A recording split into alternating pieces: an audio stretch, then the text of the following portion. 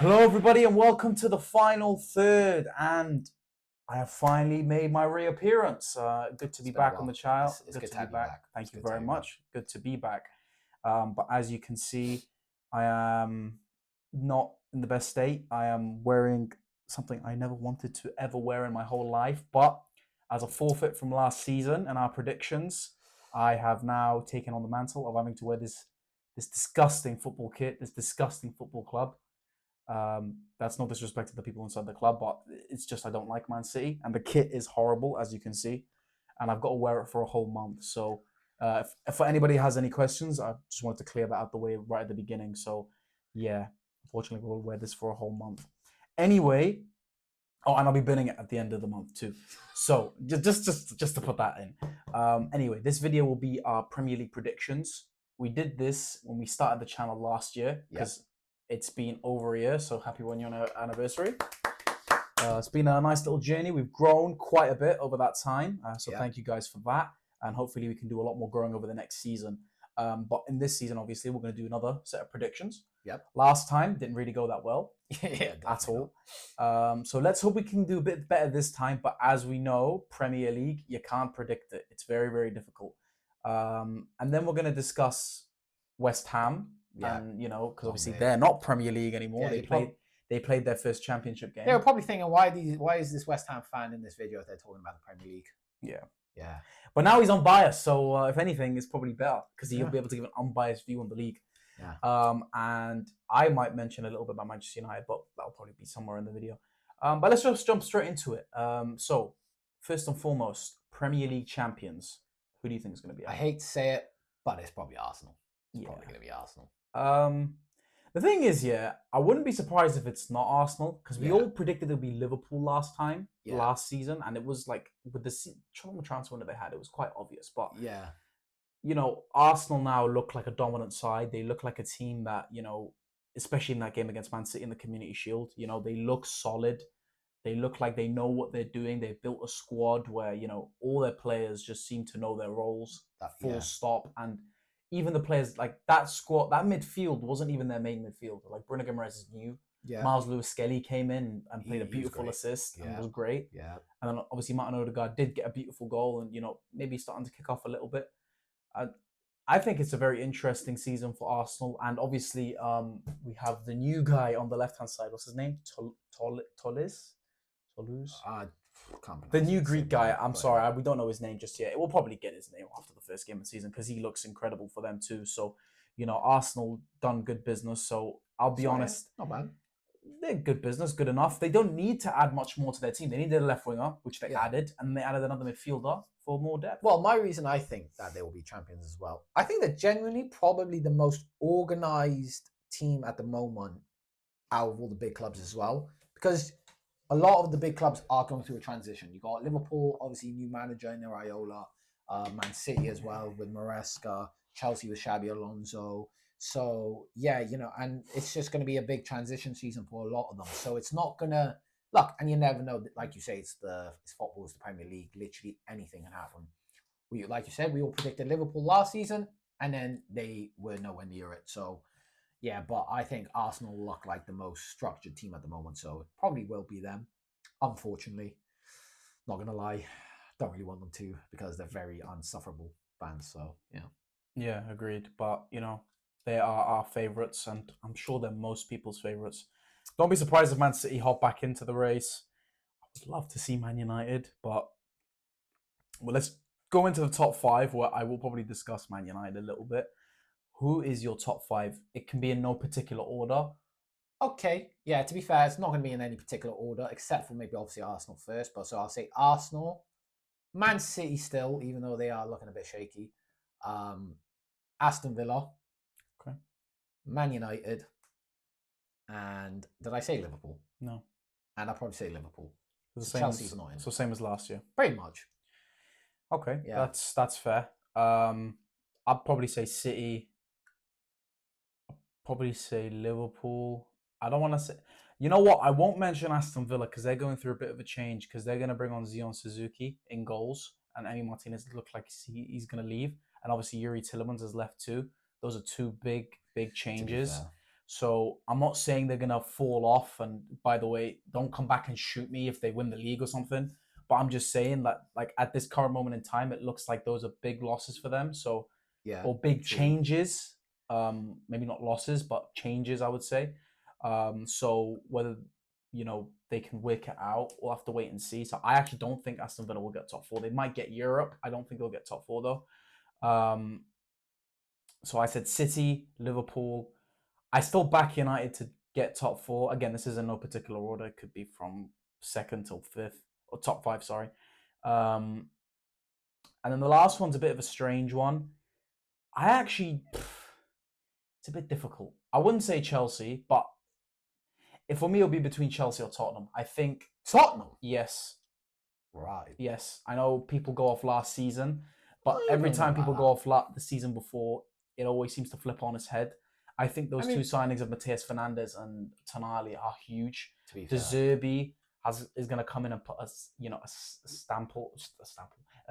big statement on this team. I'm telling you, and obviously, fair enough. they've made good signings, not just the centre back. I mean, they bought Andy Robertson too on a free from Liverpool. Yeah, that's a good sign. That's experience at left back in defence. I'm pretty sure they bought another centre back as well.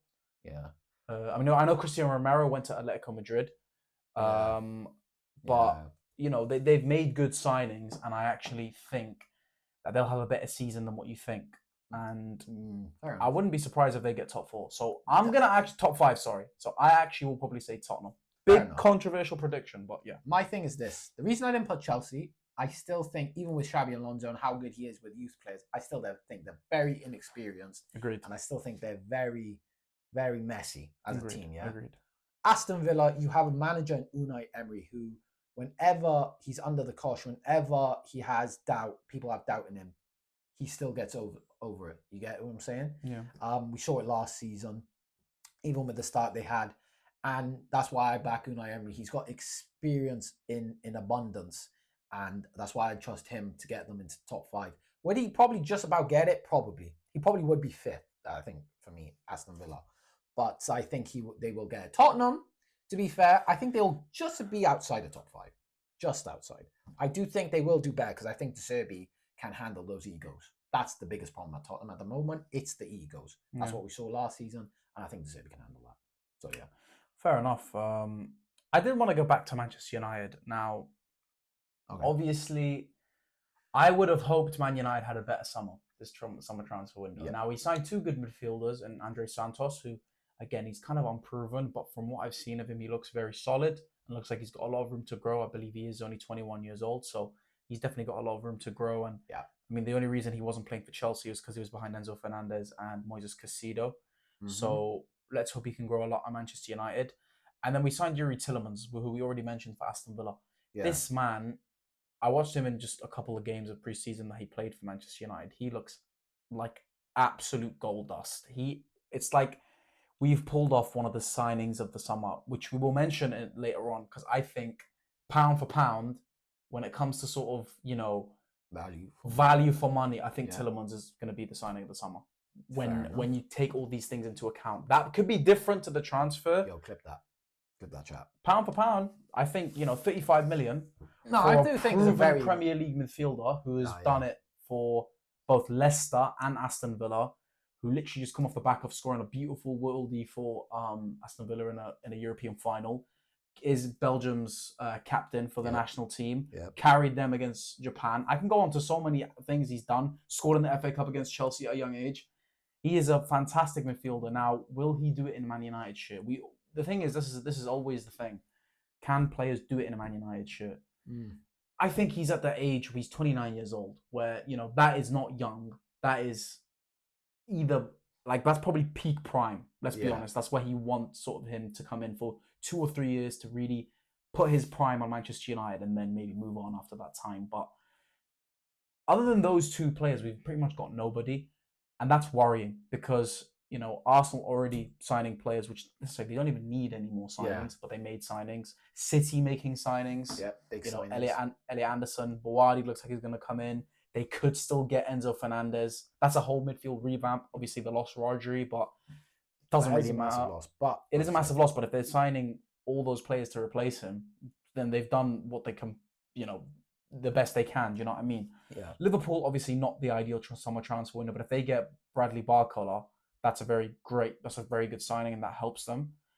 And I think everyone around us is having a good summer, but we need to improve to get closer to where the goals need to be. And we want to back Michael Carrick. Yeah. And I feel like if you don't back him, there is no need.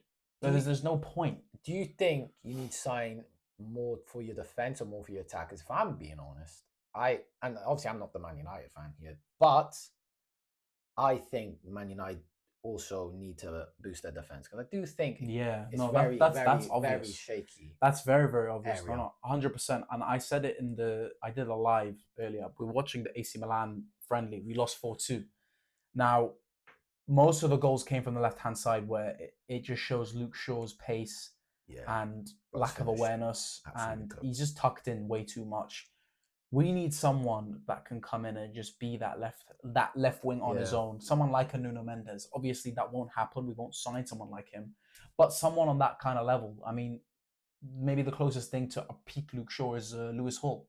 Someone like that, because I think he's a very, very good left back where he went to the Camp Nou and performed very, very well. He performed very, very well against Lamine Yamal as well. So I got to give credit to Lewis Hall. Somebody like him would be very, very good on the left-hand side. Now, whether we can pull something off like that, I highly doubt it. Man United haven't had any rumours of late. So it's just very, very, quiet at the moment. So I don't even know if we're going to sign any more players. I really hope so. They need to. I think, you know what it is? Man United, they do this every single year where they have to sign a player before the first game at Old Trafford. Our first game isn't even at Old Trafford. It's away at Hull. So, I think we're waiting to maybe get that player ready to go, and then we can announce him with the shirt coming onto the pitch as we do every single season with one player, with one new player. Do you know what I mean? It annoys me when the club does this because West Ham even did this last season when they wait until it's too late, or not even too late, but they wait until instead of actually signing the players before the season starts when it's clearly noticeable that it is needed. They wait until maybe a game or two's happened before the transfer window ends to then realize, from all the backlash that they get, that they need to make the signing. You get what I'm saying? And that just really annoys me because then, it's a bit more difficult for the player to, implement himself into the team, into the system and all this while games are going on. And it's just really annoying, but, it is what it is, I guess. Yeah, it's not ideal, but I still think we'll get top 5. And again, my probably surprise pick is Tottenham because they've had a good summer transfer window and they've backed their manager. So let's see, because I actually think I said this last season about them. Excuse me. They have a good foundation. They have good foundations. They have good players like the likes of Pedro Porro, which we saw obviously in the World Cup how good he was. Van de Ven performed well for Tottenham. Yeah. That midfield did need a revamp, and they revamped it and some. Mateus Fernandes, obviously you know him very, very well. And Sandro Tonali, that's massive. Instantly, I mean, I don't know who they have at Cam. I think James Maddison, that's up there with some of the best midfielders in the league. It is. Obviously, it depends on the dynamic and how that actually works. And then the attack is already decent, You've got could do better. You could probably make him better signings because they got a lot of injury problems up there. Obviously, what was his name? Kulusevski, very injury prone. Mohamed Kudus also got injured. Well, not great, not ideal. Striker, they always had a problem at striker since Kane's left. Yeah. Left wing, was that left wing? I actually don't know much of their attack. I'll be honest, but I feel like the rest of their team. That's probably where they need to sort it. Exactly, their attack isn't. There's nobody that really jumps out at you. Do you know what I mean? So that's what I would say about Tottenham. But other than that, their team looks solid. So I think they will probably at least push for top 5. Yeah. Now let's go on to the relegation battle. Now last time we predicted Brentford to get relegated. Let's hope we don't predict a team who's going to do very, very well to get relegated. Yeah, you want me to be honest? I just think the 3 teams that got promoted, I think they'll just go back down. Okay. I know, look, obviously that's been a recurring pattern in most previous seasons. Yeah. The only reason, look, you have a difference. Last season we saw Sunderland stay up. Okay, did we see it? Who else stayed up? Wait, who was Leeds there? And Leeds, to be fair. But what the difference is between them, and maybe one of these teams do it in January, but I'm not seeing enough movement in the transfer window to convince me enough for them to stay up. personally. Sunderland went on a madness last transfer window, last summer. And it was kind of evident that they could probably stay in the league. None of these three teams, Ipswich, Coventry, or Hull, have convinced me enough yet that they could stay up and do a shock. Yeah. I think they'll just all go back down. And I could it could bite me in the ass saying that, but I don't really care. I think that's what's going to happen personally. I kind of agree with what you're saying. They haven't done enough. They have made good signings. I think Hull have really impressed me with some of the players they bought. Players from clubs, for decent prices. I think they've spent more than Man United. Ipswich have, made some good signings too. But if I'm going to predict any of them to stay in the league, I'll probably say Coventry. Fair enough. Because Coventry have a solid foundation where I remember when Man United played them in the semi-final of the FA Cup in 2024, where they gave us a hell of a game. And took us all the way to pens. And at one point, you know what? Apart from if it wasn't for a controversial decision of potential offside, where they nearly scored in the last minute, probably should have been. They probably should have been in the final. Do you know what I mean? Yeah. But anyway, the point is they have the ability to give a good game. They won the league last season. Yep. Now, if I'm gonna keep Coventry in the league, who would I take out? Because that's what I'm going to go with at the moment. I think Coventry might stay in the league. There are a couple teams, I think. If I go through them now, I'll give you exactly who I think it's going to be. I actually think... do you know what? I can't see any of them getting relegated other than the ball. Leeds? Yeah. Leeds? I think Leeds will get relegated. Because they haven't... I mean, they signed James Trafford, but it's a good goalkeeper. But have they made any more inspiring signings? A good point. Can you name me one? Not really, no. Or just come bite me on the ass when they come play us? I mean, relegation's always a hard one to predict. I'm going to say Leeds. Because, again, they've got a good squad. But, again, I think all these teams have good squads. Even the promoted sides, they have good squads. It's not like they're just standard championship sides because they make good signings. And I think they're going to give, because we're playing Hull and Ipswich in our first two games of the season, I think they'll give Man United a very good game. And I think we'll scrape wins if we win. So, yeah, that's what I will say. And I think Leeds will get relegated. I honestly don't think it's an awful prediction. But we'll have to wait and see. Because I don't know. The league, it's always crazy. But that's just what I'll go with, I guess. Let's go on to some of the more easier, I would say, predictions. Golden Boot. Haaland, yeah. There's no question. I predicted Gyökeres last time. I'm not going to make that same mistake again. Most assists. Do we go with Bruno Fernandes? It's a hard one to predict. I think this one's a bit harder, but I think Bruno Fernandes, there was such a big gap last season. I'm just trying to think. And I think, I think our attackers are good finishers. I'm gonna go with a rogue shout. Go on, man. Ryan Cherky. That's not even a rogue. That's not rogue. That's not that rogue. But I'm gonna go Ryan Cherky. I don't even know why I said that was rogue. I'm gonna stick with Bruno Fernandes. I think because now that Cherky's got himself into the league and proper understood the league and stuff, I think he can with Haaland, as long as Maresca knows what he's doing, which I think. That's the thing. We'll probably discuss Maresca later in the video as well. I think it's still Bruno Fernandes. We still have very good players that score goals. Sesko, comes off the bench and does a lot. That's if he doesn't become a starter this season. Cunha, good goal scorer. Mbeumo, good goal scorer. Ahmad's a good player. Rashford's back now at Manchester United. Do you know what I mean? Whether he's going to play well or not is another thing. We'll have to wait and see. Patrick Dorgu, who finished the season, finished his last couple of games quite strong. So, yeah, I think that Bruno Fernandes will probably maintain the assist. Whether he'll break the record, his own record, I don't think so. I think that will probably stay for quite a while. Let's go on to Golden Glove, and I think this one's probably one of the easier ones as well. David Raya. Yeah. Not even going to explain it. Not even going to explain it, literally. It's pretty obvious. Now, player of the season. This is an interesting one. It's actually really hard to predict that. I know. The thing is, this time round, we haven't actually pre-done our predictions. This is more us on the spot. I really want to go. I'm going to go for the teams. Yeah. Elliot Anderson. Not a chance in hell. I don't know. Not a chance in hell. I don't think Man City will do well enough for him to be the best I'm player. just trying to think of an Arsenal player, but is there any Arsenal players? Declan Rice. Nah, not for me. I don't think he's that. I love Declan Rice, obviously, for obvious reasons, but I don't think he'd be best. Do you know what? You know what? I would say one player, but I don't think anybody would say this player because this position doesn't get enough credit. Goalkeeper, David Raya.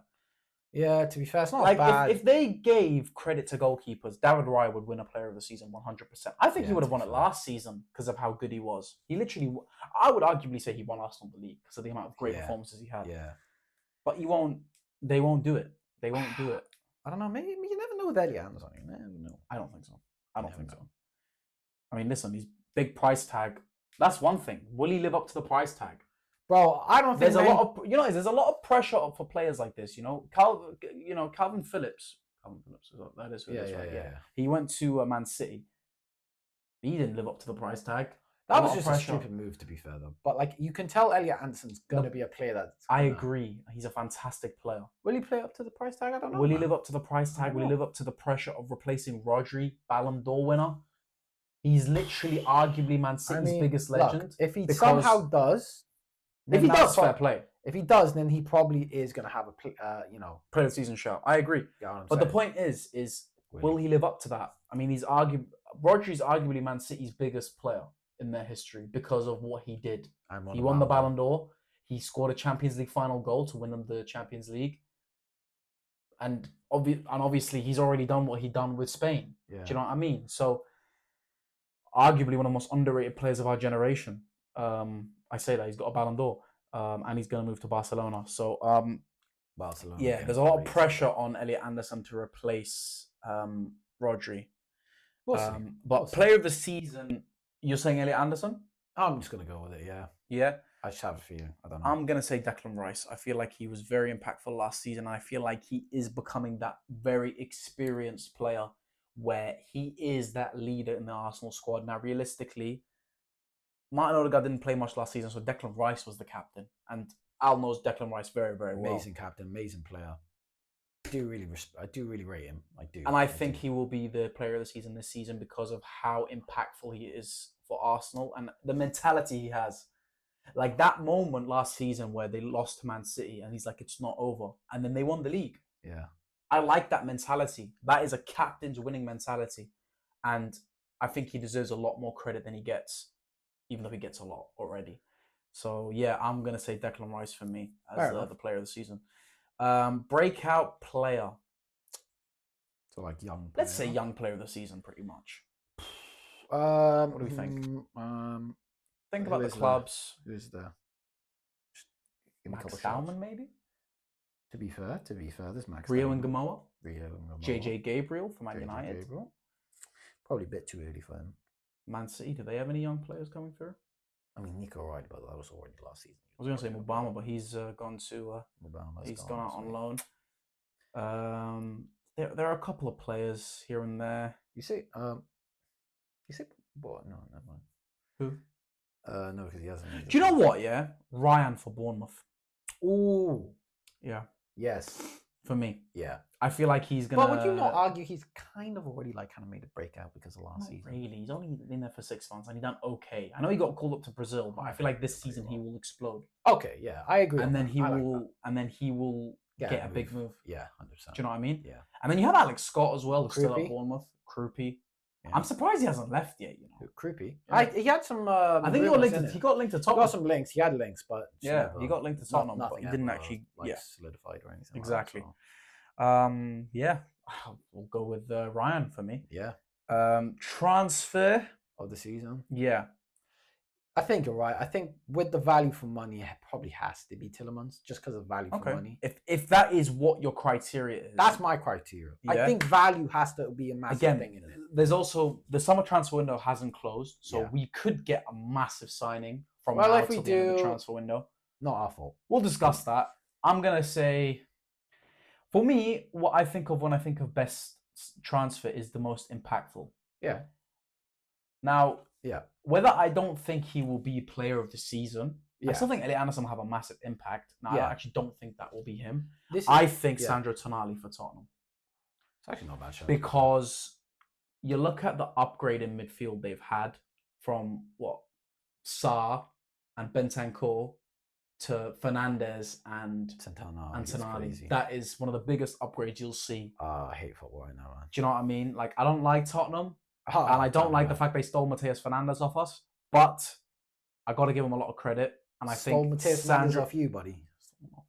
No. He was in our grasp. Like, bro, let's be honest. We thought he was going to come to Man United if he was going to go to any club. I'm so pissed, bro. Anyway, the point is, I think Sandro Tonali could probably be the signing of the summer. That's a bit controversial as well. I'm making some kind of controversial. No, I don't think Tonali's that controversial. But there's ones that people will just go with, like Elliot Anderson, the easy one. I don't think no. This is my thing, and we said it just then. Our criteria for it: value for money, impact. That's a lot of things. So, in my opinion, when I say value for money, it's about the amount of impact and how much they paid for him. Yeah. So that's the value money ratio. Yeah. That's why I think Tielemans, because how much was he again? 35 million. That's so cheap, and for the impact that you might possibly have. It's insane. You get what I'm saying? That's the thing. Because your midfield is like, the thing is for me, the only way we could go from last season, obviously we finished third, is if we pop up a Matt title challenge, and he's a massive part of that. Yeah. That is the only way I would say he'd be the signing in the summer, because Yeah. we need him to do more than what Casemiro did last season. I know mine doesn't make sense, because I did say that Elliot Anderson would be player of the season, meaning realistically if he was player of the season, he probably would be signing the season. But yeah, I'm going to just go with Tielemans, because again, I just think it is bare value for money. Because with a 100 mil player, again, player of the season is like, kind of like, you're paying for 100 mil. You hope it'd be like, you kind of hope at least and then around it, yeah. You know what I mean? Anyway. Yeah, so I'm going Sandro Tonali, you're going Tielemans. Yep. Manager to be sacked. First manager to be sacked. It's a strange one. The thing is, these ones are quite harsh to do. Like, bro, this is the normally thing, we have worst signing. Yeah. It's not easy. It isn't easy. I mean, you could argue it could just be one of them like easy ones where it's just like one of the teams that are about maybe to get Fulham. Maybe Fulham. Who's Fulham's manager now? Oh, what's his name? I don't know. They brought him new. No, I think Antonio Silva came in. Was it him? Is that his name? No, he left. Because Marco Silva dipped. Marco Rosa went to Bournemouth. It was Bournemouth one. Crystal. Is it? Who's Crystal Palace had that? What was it? Oh, flipping out. I'm forgetting his name now. That's so bad. Who is Crystal Palace's manager now? Glasner, wasn't it? No, Glasner's not. No, he left. Yeah, to Nottingham Forest, which is so stupid. Honestly, I wouldn't be surprised if Glasner got sacked by Nottingham Forest. That's actually not that bad of a shout. Nottingham Forest in their history of sacking managers. But I tell you what, have you seen their centre back three? Murillo, Milenkovic, and they signed the Sporting centre back. What's his name? I forgot his name. I've just gone blank. No, not Inacio. The Ivory Coast one. Diamande? Is it Diamande? Yeah, the other Diamande. Yeah, that's him. Yeah, they signed him. Is he from Sporting? Yes. He's from Sporting, and he's great. Imagine that back three. Yeah. That's insane. That's solid. I still think he can. That is sort of the foundation that Oliver Glasner has. Either him or Fulham. Fulham's man. I actually don't even know who Fulham manager is, but I wouldn't be surprised if they. To be honest, wouldn't even be surprised if David Moyes got sacked. To be honest, I don't even know. Might have some rogue shouts. Yeah. Who's Leeds manager again? What's his name? Bro, he had the whole thing last season with the meme. I can't believe, guys. We've it's been a while, bro. We've been switched off for such a while. Daniel Farke. Yeah, I think Daniel Farke. Yeah, to be fair, maybe I'll probably say Daniel Farke. He was only kind of because obviously I think they're getting relegated, so I may as well just commit with it. Yeah, Daniel Farke. Yeah, fair enough. Yeah, and that is our predictions done, guys. Let us know what you think. Yeah. Who do you think is going to win the league? Going to get relegated? Going to be in the top 5? Golden Boot? All of that. Let us know what you think. But since the Premier League season hasn't started just yet, but the Championship season has, we're going to mention one game where last season we talk about every single game in our league that we're focused on. Obviously now you have to focus on the Championship, right? We're just going to talk about our clubs in particular, and we'll mention any games sort of that maybe are a talking point. Yeah, exactly. And if you do like that format, obviously let us know. If you want a different format, and just put suggestions in the comments, obviously. Yeah. So obviously let's just get started, because the Championship, the first week's just finished. I think what did the Cardiff game finish? Let's just 1-1. 1-1. This is one thing I realised. Obviously, this is my first time watching West Ham in the Championship because I didn't get into football until a bit later. Obviously, there's going to be a lot of West Ham fans that have experienced the Championship, but for me, this is my first time experiencing it since I started supporting them. And one thing I'll say is, and I even said it before, it's a league you cannot underestimate. I'm not going to lie. I think this is how I'd say it. The quality seems more balanced throughout the league True. than the Premier League. With Yeah. the Premier League, there's a massive gap from. Okay, last season, to be fair, it didn't seem like that. But this season, most seasons in the Premier League, there's a massive gap between bottom and top. Whereas the Championship, from what I've seen, it's only been 1 week, to be fair, but from what I've seen, and maybe let me know any Championship fans who have obviously watched it for more than I have and more experience of it. Let me know if you agree with this. But I think that the quality throughout the league is more balanced. I don't think it's a massive. Okay, maybe the top team, there might be a bit of a gap between them and like the next team. But I think it's more balanced. Anyone could go into the playoffs, like literally anyone. Anyone could get relegated. It's more balanced. The quality is there. You know, you can't underestimate it. There isn't as much of a gap as you think between the Championship and some of the Premier League teams. Some, like the bottom ones. I think a lot of these Championship teams can easily take on the bottom Premier League teams. Yeah. But no, it's just really surprised me, the quality. That's one thing. It's just the quality has surprised me. Any games that have piqued your fancy? I think let's mention one of the first games, Wolves and Blackburn. That finished 2-2. That was obviously the first game of the Championship, where actually all the demoted sides from the Premier League, they all didn't win. They all drew 2-2. Obviously, Wolves. What's the odds on that? What are the odds on that? Obviously, you did play Burnley, and you were the two sides to get yeah. relegated. But yeah. Also, Swansea. Yeah. Big up Swansea, I guess. Actually, you know what? I kind of do want to mention Swansea. Like, we never actually are able to talk about them. Yeah. They've actually had a very good summer transfer window. They were able to keep Jan Potnik. Again, there's still time from now until the end of the season to see what happens there. West Ham, do the I think you're going to sign Joe Pero from Leeds. I know. It'll be nice to have him on your payroll. Yeah. This is. Yeah. I'm sorry. Basically, this is my thing. Yeah. Obviously, let's just talk about West Ham quickly. Absolute ball job. I'm not gonna lie. There's been a lot that's happened with West Ham. We have made some signings, but it's very evident that there is still problems that haven't gone from last season, and it is the defense again. We beat Portsmouth 3-1, and a lot of people instantly started going, yeah, West Ham are going to walk the league. They're going to smash everyone. And I even said, like, on my video on my own channel, don't underestimate the Championship. And we were shaky, and it was very evident.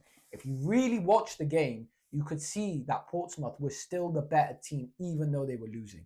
The way they controlled the ball, the way they were playing with the ball, and the way we were doing it was awful. We were losing the ball. We're still doing this long ball play style to when we don't have a target man. There's no target man up top. Tati Castellanos, great finisher, yeah, decent on the ball. However, in terms of holding up the ball, he can't do it. It's not his fault. He's not that physical kind of player. But Nuno is adamant on playing this play style when he doesn't have the players to play it. You get what I'm saying? Mm-hmm. Look, obviously we've had Souček's injured. Engels just came in. You never know. But I still think that Nuno hasn't figured out the right team yet with the right tactics. And it's a big problem. Personally, do I think it's Nuno out just yet? Maybe not just yet. But in my opinion, I do still think there needs to be, there's pressure on him, in my opinion. Because, look, I know it's the first game. However, it's the same problems as last season. Now, I do also think we do need to make some more signings. Like, we had Joel Veltman come in. He didn't start this game. He did come on later. Unfortunately, we still conceded when he came on. So, yeah, but there's clearly still some holes in the squad that need to be filled. And probably mostly the defense, and maybe a striker as well. I 100% agree. You're obviously going to sign a striker. But even then, I'm just surprised you didn't win this game. Now, I'll probably say this is one of the games where, because Burnley are still kind of Premier League, they have some Premier League quality in their team. Yeah. I'm not too surprised at the fact that maybe you drew this game out of any other game. I still think if West Ham do not walk the Championship, It's an embarrassment. It is an absolute embarrassment because you have by far the best quality in depth, by far the best starting 11 out of any team, right? Even if you have holes in your team, where potentially if you're in the Premier League, it's an issue. Yeah. But you're in the Championship. The sort of gaps you have, you can play your youngsters now. This is a big opportunity. You can play your youngsters. A lot of teams that get relegated play their youngsters and they come through. Right? I'm not saying you're gonna flip in. One thing I'll say on, sorry to interrupt you, but like, because on this game, so we had Lewis Orford. Yeah, sorry, Orford and obviously Skulls. Skulls played in the Premier League. I love Skulls, but I'm not gonna lie to you. I do think we need to sign another left back. Because obviously we have Diouf as well, but he's not good defensively. No offense. I think he should be more used as a left mid / left wing than a left back per se with Diouf. And then Skulls, you can tell he's still a bit inexperienced. I mean, he gave away the penalty, unfortunately, and I don't want to bash the kid. But you know what? You know what? Can I say one thing about that? Yeah, I think this is where he will sort of build his, thicken his skin. In the Championship, this is where he will thicken his. He will make mistakes like this. This is the first game of the season. Look, I know exactly. I don't want to. The differences between the Premier League and the Championship is there is 46 games. Yeah, you have 45 more games to go. Right. I honestly expect you to win about 30 of them. I flip and hope so. You better win at least. I want to win more than that with the team. And my point is, with the youngsters that are going to come through, I think they will sort of, like I say, their skins will become thick because of how they're going to get treated in the Championship. Yeah. So I think that this is like a setback in the sense that obviously not ideal first game of the season, but your next game is Charlton. You should be winning that, and then I think you'll just go on a run from that point on. Look, I'm just going to quickly end off with this. First of all, Mohamed Kante, just want to mention him. What a player! What a player! I think he'll be our best player this season, and I think he'll be one of the shining stars of the Championship. And second of all, we play well, but I feel like we went up 2-0. And then it's just like we're inviting pressure still, even at 2-0, which is really poor. We need to change the way we defend and how we hold the ball. So that's it. That's all I wanted to end off with. And yeah, fair enough. Should be an interesting Championship season. And obviously, talking about the Premier League, that will obviously should be very interesting too, where the first games will be this weekend. We won't be doing predictions this time round. So we'll have to decide another way to get forfeits in, I guess. We'll see. We'll see.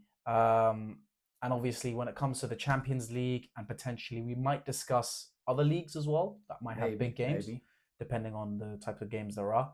Obviously, I think Champions League in Europe we might mention. Obviously, Man United are in the Champions League this time around. Thank God. So yeah, we'll probably mention that and do predictions before the first match week for that too. So yeah, that's it, guys. Thank you very much for hopping in.